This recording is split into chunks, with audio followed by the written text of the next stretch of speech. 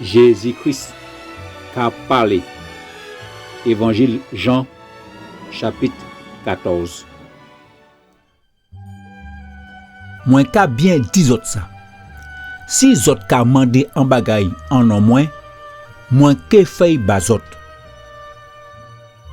Et si autres aiment moins, autres que fait ça moins des autres fait.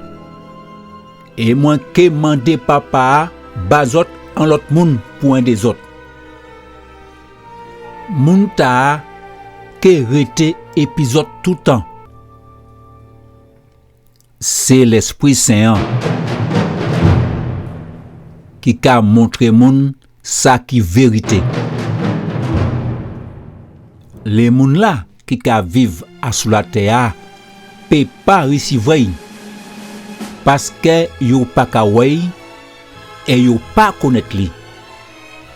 Quant à pour autres connaître li parce que toujours rete côté autres et que rete en dit dans autres. N'importe moun qui aime moins qui fait ça moins dit et papa moins qui aime moun ta. Moins et papa moins nous que vini joindre li kaili et nous que vive et pays. Mais un moun qui pas aime moins pas qu'à faire ça moins dit fait.